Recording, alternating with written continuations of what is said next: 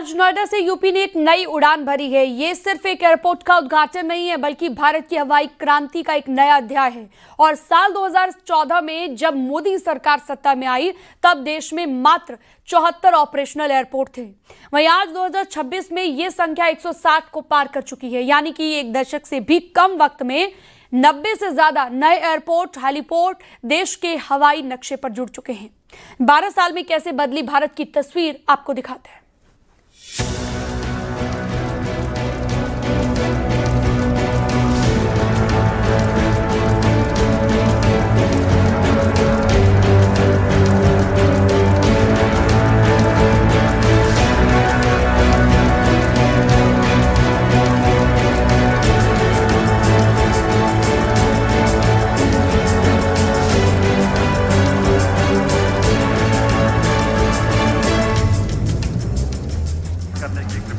प्रधानमंत्री नरेंद्र मोदी ने जेवर स्थित नोएडा इंटरनेशनल एयरपोर्ट का उद्घाटन किया, जो भारत की तेजी से बढ़ती एयरपोर्ट क्रांति का नया अध्याय माना जा रहा है। –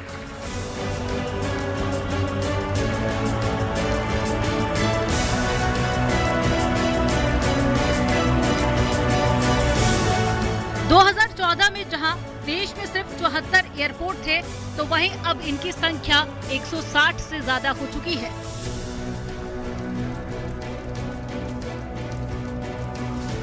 उड़ान योजना और नई नीतियों के चलते हवाई यात्रा आम लोगों के लिए सुलभ बनी है। जेवर एयरपोर्ट से उत्तर भारत में कनेक्टिविटी, रोजगार और निवेश को नई गति मिलने की उम्मीद है।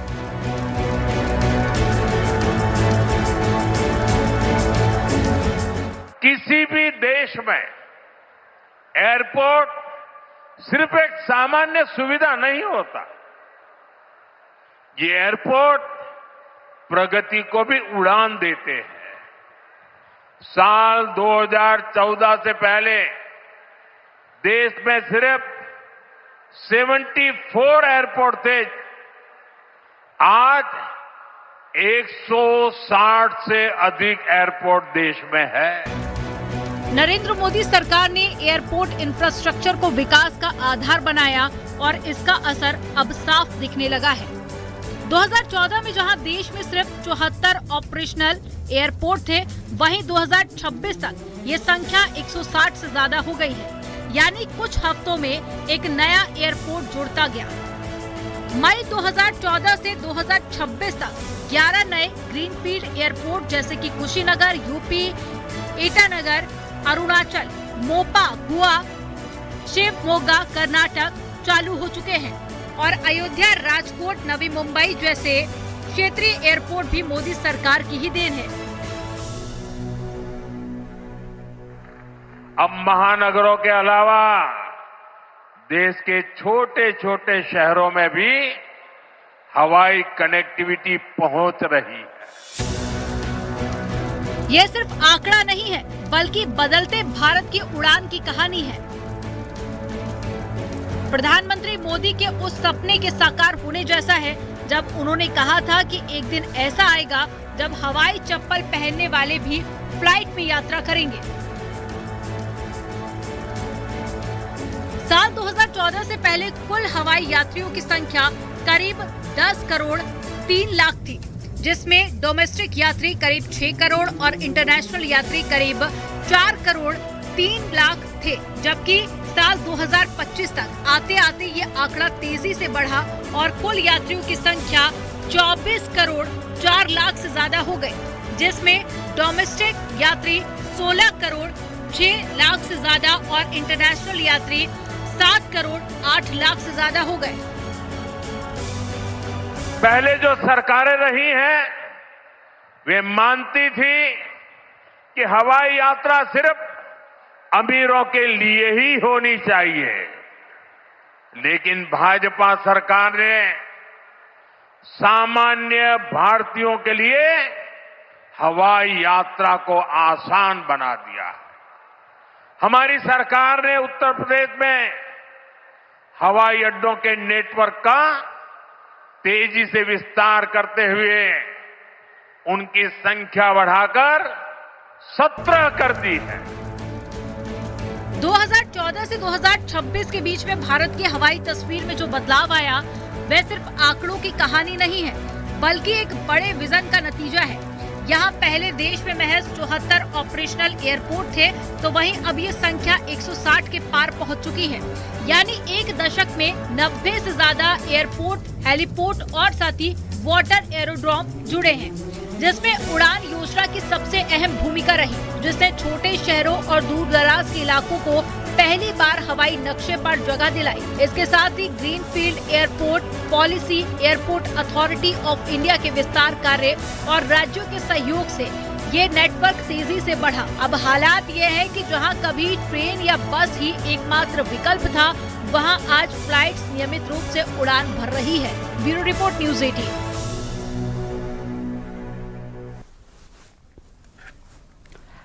नोएडा इंटरनेशनल एयरपोर्ट का उद्घाटन हो चुका है। अत्याधुनिक मशीनों से लैस इस एयरपोर्ट पर क्या क्या सुविधाएं हैं, हमारे सहयोगी हिमांशु शुक्ला और संदीप पांडे आपको दिखा रहे हैं।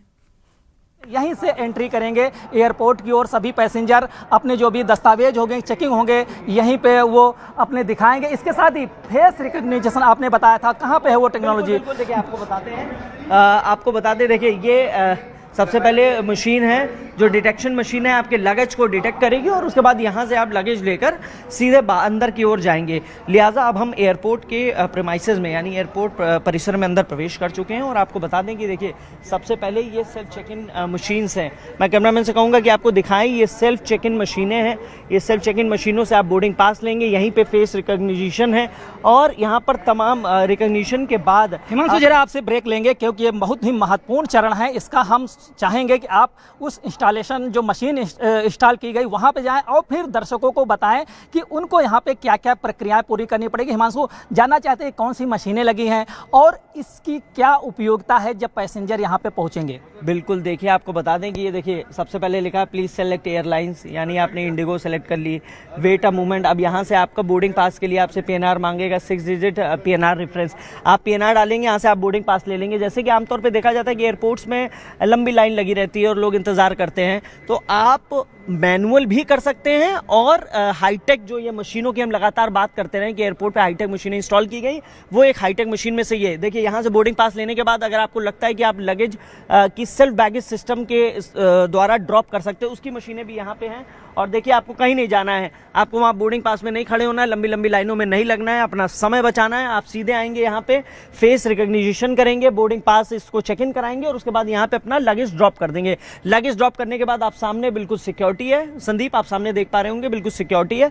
सिक्योरिटी करने के बाद आप सीधे अपना एरोब्रिज से अपने डेस्टिनेशन। बिल्कुल हिमांशु, आगे चलते हैं कि बेहद हाईटेक सुविधाओं से जेवर इंटरनेशनल एयरपोर्ट लैस किया गया। आप देख रहे हैं लगेज के लिए, बैगेज के लिए किस तरीके से यहाँ पे आधुनिक मशीनें लगाई गई हैं कि आपका बैगेज और जो भी लगेज है वो बहुत ही सुरक्षित तरीके से आपके जो फ्लाइट्स होगी वहाँ तक पहुँच जाएगी और जैसे जहाँ पे आप ड्रॉप होंगे वहाँ पे आपको कलेक्ट भी हो जाएगा। हिमांशु जी जरा इसके बारे में बताइए, कितनी मशीनें लगाई? कई मशीनें लगी हैं, लगता है कि जो पैसेंजर की जो क्षमता होगी आने वाले समय में ज़्यादा, उसी को देख के यहाँ पे ज़्यादा मशीनें इंस्टॉल की गई हैं।